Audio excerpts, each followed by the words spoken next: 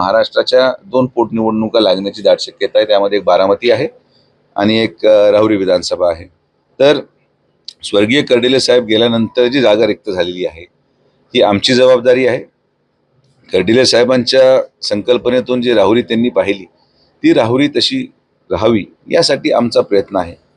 उमेदवारी बाबतीत मी भाष्य करणं योग्य राहणार नाही. राज्याच्या मुख्यमंत्र्यांकडे तो अधिकार आहे. आमचा प्रामाणिक हेतू आहे की स्वर्गीय कर्डिले साहेबांचे चिरंजीव अक्षय कर्डिले यांना ती उमेदवारी मिळावी ही कार्यकर्त्यांची भावना आहे. पण भावना व्यक्त करणं हे नेत्याकडे असतं. कार्यकर्त्यांनी नेता म्हणून माझ्याकडे केली आणि मग मी माझ्या नेत्याकडे केली. तर माननीय मुख्यमंत्र्यांच्या कोर्टामध्ये तो चेंडू आहे. आम्ही पूर्ण विश्वासाने मुख्यमंत्री महोदयांकडे विनंती करू आणि मला विश्वास आहे की मुख्यमंत्री देखील जनभावनेचा आदर करत निश्चित अक्षयला ती उमेदवारी देतील अशी माझी अपेक्षा आहे. पण जो काही निर्णय होईल तो वरिष्ठ पातळीवर केला जाईल.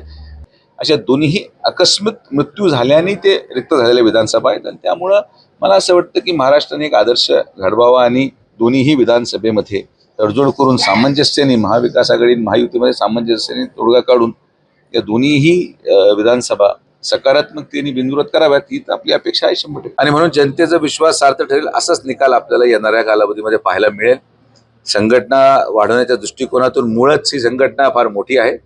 वाढवण्यापेक्षा आहे तेच लोक समाधानी ठेवले तर मला असं वाटतं की पक्ष अधिक बळकट होईल. वाढ जास्त झाली का मग समाधान लोकांचं होत नाही आणि असमाधानी लोक जास्त होतात.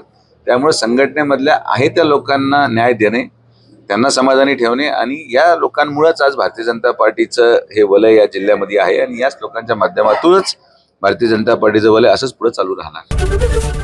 एबीपी माझा, उघडा डोळे बघा नीट.